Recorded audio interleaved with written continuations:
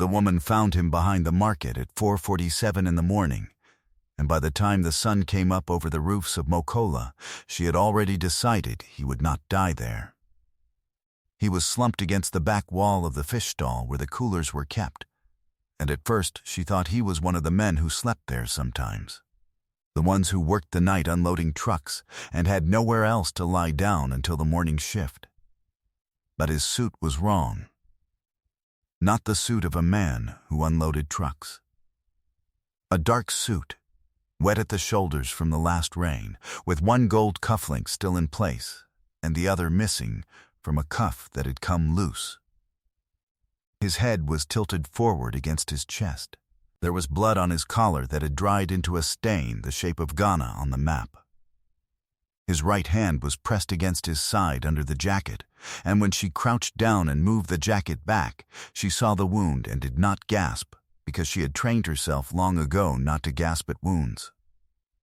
She did not know who he was. She did not know that the country had been looking for him since a phone call placed at 1:16 the morning before, and that by 4:47 that morning there were 17 private security personnel searching 4 districts of Accra for a man wearing exactly the suit she was now unbuttoning. She only knew that he was still breathing, and that she could not leave him against that wall. Ama Ndukwe was 41 years old, 118 pounds because she had been feeding 2 children on the wages of a market cook for 6 years, and had been a trained nurse for 11 years before the hospital in Kumasi let her go along with 42 other women in the reorganization of 2019. She had kept her nursing license current out of a habit she could not quite name, paying the renewal fee of 380 cedis every year from money she had set aside from her Sunday earnings selling waki and shito outside the Presbyterian Church on Osu, Oxford Street. She wore a dark blue wrapper printed with small white flowers that she had washed the night before in a plastic bucket on the courtyard floor.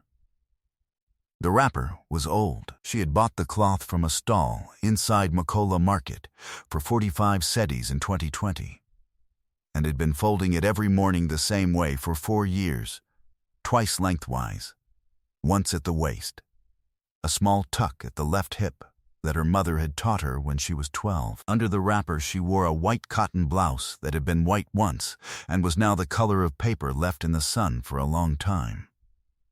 But it was clean. Amandukwe had folded her clothes carefully every night of her adult life, no matter how tired she was. And she was almost always tired. In the pocket of her wrapper, she carried a small folded piece of muslin cloth that her grandmother had given her in 1998. The year Amma turned 15 and left her village in the Volta region to go to school in Ho. The muslin was folded around 3 items she had never taken out in 26 years. A copper coin from before the currency change, a small photograph of her grandmother taken in 1974, and a piece of paper on which her grandmother had written, in an unsteady hand, 6 words in U that translated to, "You will know when it matters." Amma did not talk about the muslin. It sat in her pocket every day, and she pressed her hand against it sometimes without thinking, the way another person might touch a rosary. Her goal was not complicated. She had 2 children, Kofi, who was 12, and Ajoa, who was 9, and she wanted them to finish school. That was all. She wanted them to have the education she had almost had, the years at the nursing college in Korlebu that had cost her 4 brothers' entire share of a small inheritance to complete. She wanted Kofi and Ajoa to open doors she had watched close. She got up every morning at 3:40 to walk the 6 blocks to Mokola Market and set up the cooking fire at the stall where she cooked breakfast and lunch for the traders. The stall belonged to a woman named Auntie Constance, who paid her 22 cedis a day and let her keep any tips. She had been doing this for 3 years and 11 months. She had not missed a day. She had not once, in 3 years and 11 months, arrived after 4:15 in the morning. That was why she was walking past the back wall of the fish stall at 4:47 that Wednesday. She was walking the way she always walked. and she saw a shape against the wall, and she stopped. The stab wound in his side was about 3 inches long and had been bleeding for what Amma estimated was between 2 and 3 hours. It was not fresh. The blood had begun to clot at the edges. But the man was pale in the way that a person becomes pale when they have lost too much of themselves, and his breathing was shallow. And when she pressed her fingers against his neck, the pulse was there, but it was thin, the kind of thin that meant morning was not certain. She thought of the hospital. Corlebu Teaching Hospital was 31 minutes away by Trotro, and she did not have money for a Trotro, and she did not have a phone that worked, and the market phone in Auntie Constance's stall was locked away until 6 a.m. Even if she reached the hospital, she knew what would happen. A man brought in bleeding at 5 a.m., no identification visible, no family present, no one to answer the intake officer's questions. He would sit on a bench until someone decided he was worth the paperwork. She had watched this happen for 11 years from the other side of the intake desk. She had watched a man die on a bench in 2016, while a receptionist named Blessing sorted a stack of files that could have waited an hour. She would not put him on that bench. She looked at the sky. It was still dark, but not the deep dark of the middle of the night.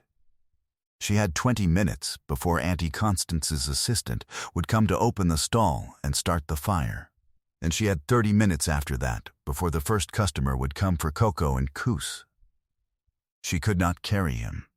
He was too tall, and she was too small. She took the muslin from her pocket.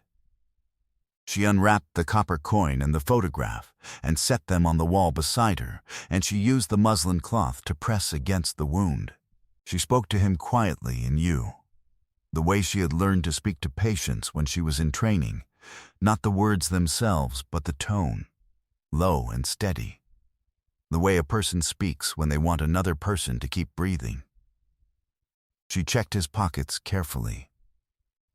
There was nothing. No wallet, no phone, no identification.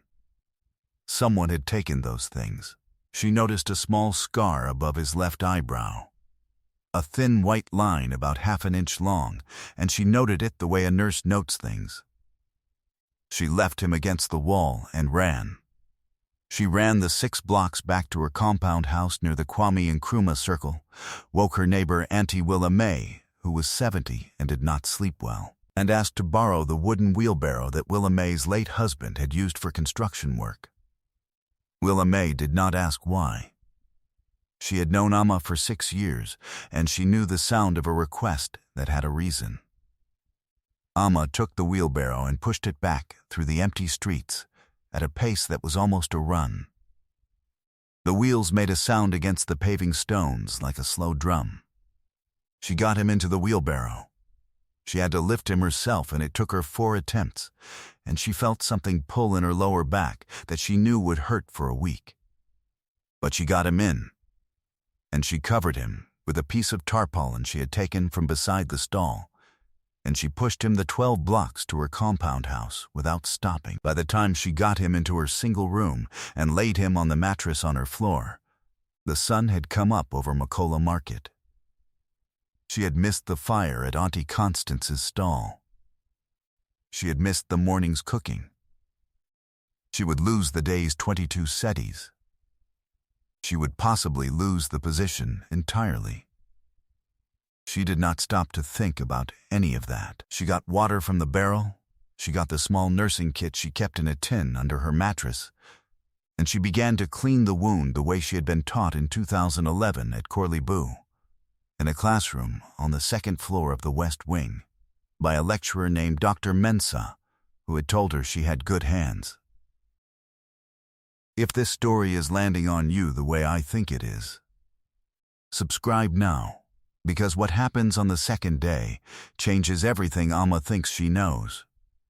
For 2 days she did not leave the room except to fetch water, and once to buy a small bottle of iodine and a packet of gauze from the pharmacy on the corner, which cost her 34 cedis, which was more than a full day's wages. She sent Kofi to tell Auntie Constance she was sick. Auntie Constance sent back a message that if Amma was not at the stall by Friday morning, someone else would be. The message came through a boy from the compound who did not look at Amma when he delivered it.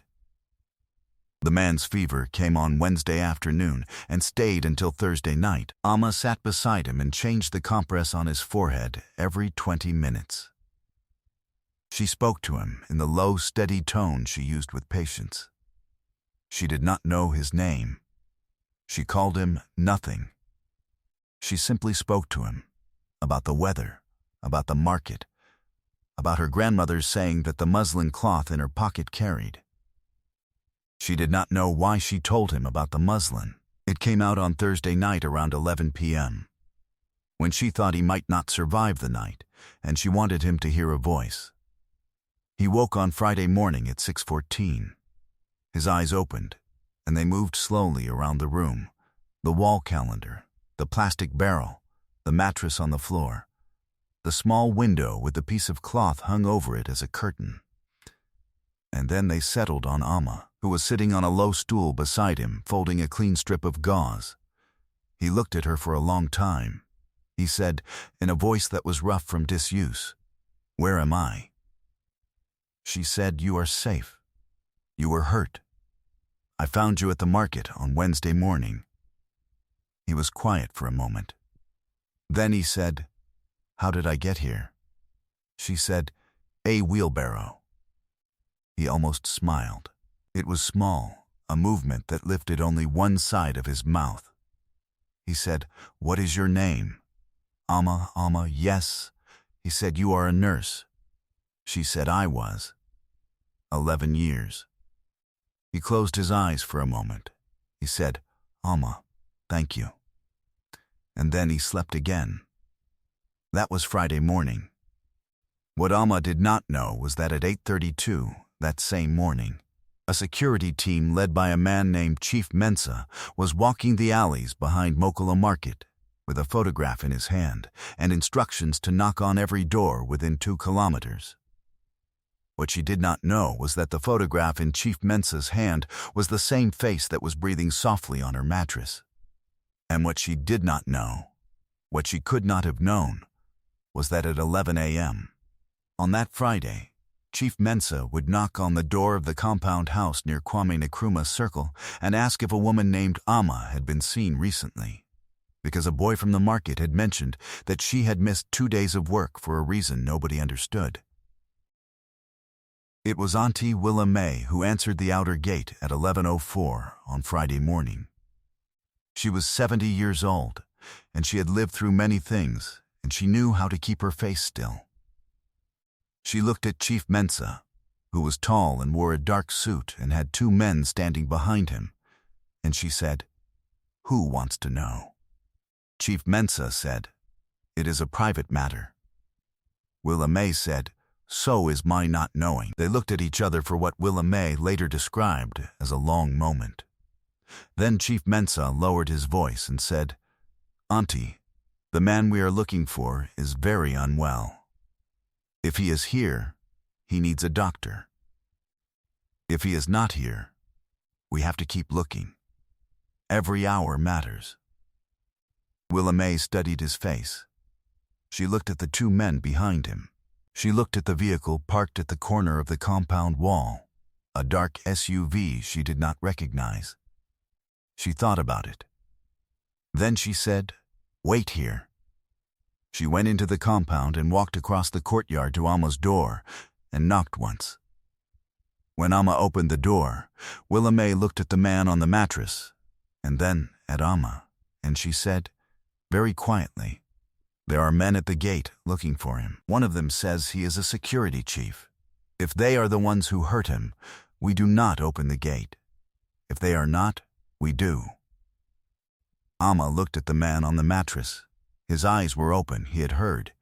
He said, "What is the tall one's name?" Willa May said, "Chief Mensa." The man closed his eyes for a second. Then he opened them again and he said, "Let them in." Amma said, "Are you sure?" He said, "Yes. He is my head of security." He has been looking for me since Tuesday." Amma stood very still. She did not speak. She was holding the folded piece of gauze in her right hand, and she felt it soft between her fingers. And the room was quiet. And she felt something shift in the way she was standing, the way a person shifts when they realize the story they thought they were in is a different story. She said, "Who are you?" He said, "My name is Alhaji Nnamdi Danjuma Adeyemi."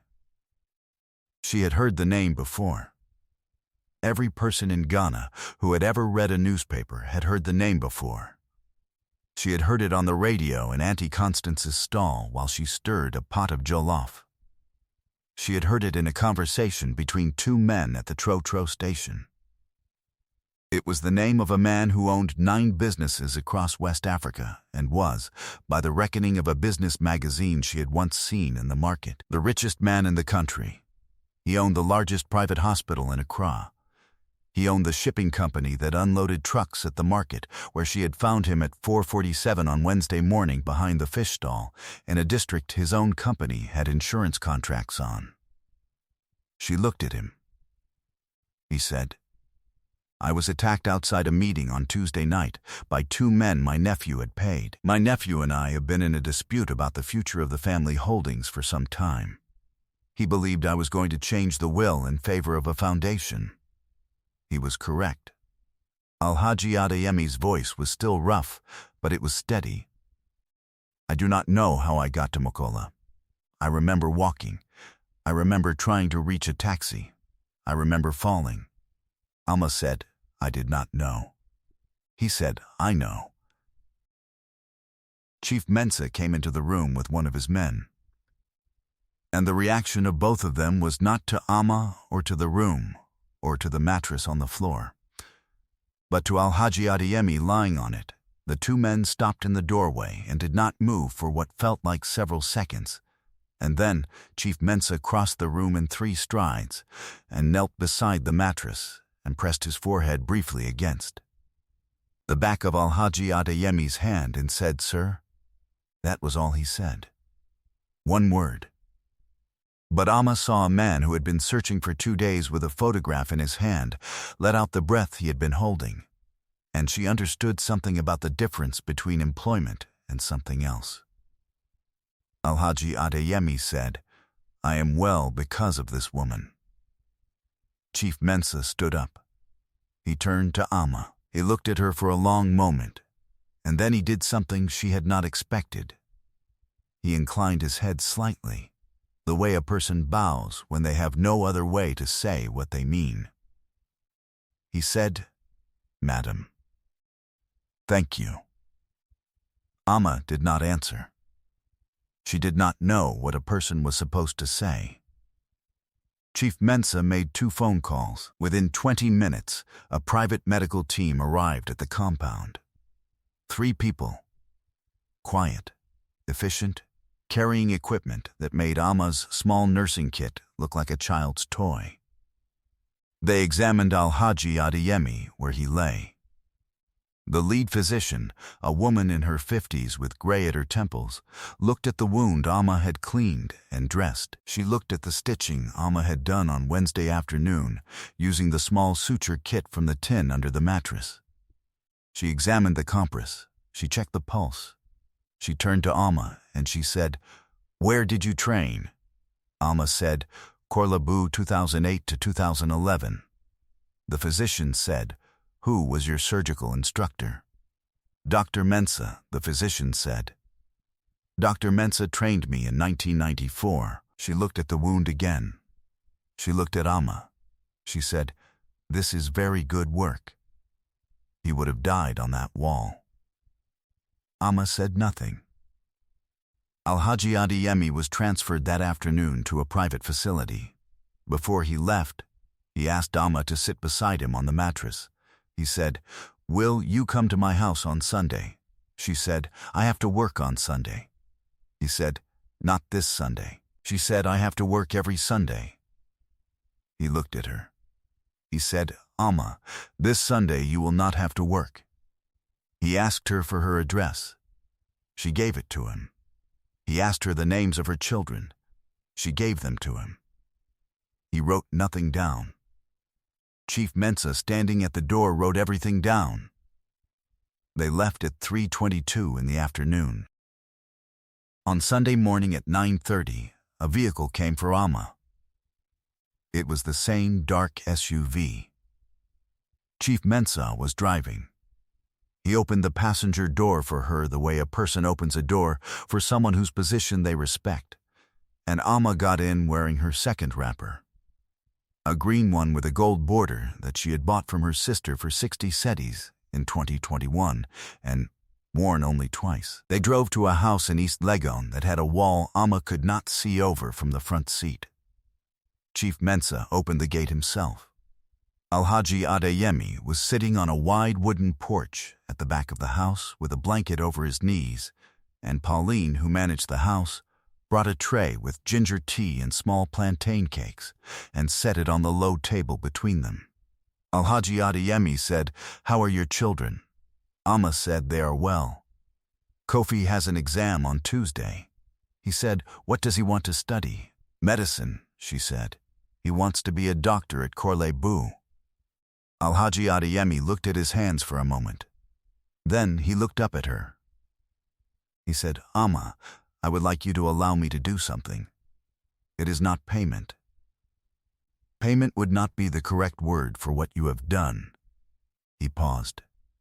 "There is a private hospital being built in the cantonments district. Ground was broken in February. It will be one of the largest teaching hospitals in West Africa when it opens next year. The trustees have been searching for a director of nursing for 8 months. They have interviewed 19 candidates. None of them has been correct." Amma said, "I am not a director." He said, "You will need a year of additional training. The hospital will pay for it. During that year, you will hold the title of incoming director. Your salary will begin on Monday." He paused. "There is a house on the hospital grounds for the director. 2 bedrooms. A garden. Both of your children will attend the international school across the road at the hospital's expense. Their scholarships will continue through university." Amma sat very still. She said, "Why?" he said. "Because you saved my life with your hands and a piece of muslin cloth, and you never once asked me what I could do for you." He looked out at the garden. "But that is not the whole reason. Do you want the whole reason?" She said, "Yes," he said. 23 years ago, a woman named Comfort Adeyemi, my wife, died in a public hospital in Kaduna because a receptionist named Blessing decided her paperwork could wait. I was in Lagos in a meeting. By the time I got to the hospital, she was gone." He was quiet for a moment. "I built the first private hospital in her memory. This is the 4th. And every time I have looked for a director of nursing, I have been looking for a specific kind of person. A person who does not decide that paperwork can wait." He looked at Amma. "You are that person." Amma did not cry. She put her hand into the pocket of her green wrapper, and she felt the muslin cloth that was folded there, and she pressed her fingers against it, and she thought of her grandmother's writing, "You will know when it matters." She said, "I accept." Alhaji Inamdi Danjuma Adeyemi thought he had been left in an alley behind Makola Market to die on a cold wall at 4:47 in the morning by 2 men his own nephew had paid. But the truth is, what he was left with, without knowing it, without planning it, without any part of him understanding what was happening, was the exact person his life had been waiting for since a public hospital in Kaduna 23 years earlier. The woman who found him did not know she was carrying, in her hands and in her habits, and in a folded piece of muslin cloth she had never opened in 26 years, the answer to a question he had been asking for 2 decades of his life. There are people you walk past every day whose hands are holding something you need. You cannot see it. They cannot see it. The world has arranged itself so that the people with the most quiet strength are usually the people the systems overlook. The woman cooking at a market stall, the man driving the same route for 11 years, the girl who taught herself silence so the dogs would not whimper. But sometimes, at 4:47 on a Wednesday morning behind a fish stall in Mokola, the world corrects itself. Sometimes what a person carries in their pocket becomes the thing that unlocks somebody else's life. And sometimes the small habit of not walking past, the habit of stopping, the habit of pressing a piece of muslin against a wound, the habit of pushing a wheelbarrow 12 blocks before dawn, becomes the door you spend the rest of your life walking through. And the men who paid to have Alhaji Adeyemi killed on that Tuesday night, those two men and the nephew who hired them, did not know that the alley they left him in led directly to the woman who had been trained to save his life, at exactly the hour she walked past. They thought they were ending a story. They were not. They were, without meaning to, sending him to Amadukwe's hands. If you found someone dying behind a market stall at 4:47 in the morning, and you did not know their name, and you did not know they had any money, and you did not know anyone was looking for them, would you stop? Would you carry them home in a wheelbarrow? Would you spend 2 days you could not afford to lose taking care of a stranger, without asking for anything, without expecting anything to change? Leave your answer in the comments. I really want to read it. Subscribe for more stories about hidden strength, quiet power, and the people the world overlooks until they change everything. I'll see you in the next one.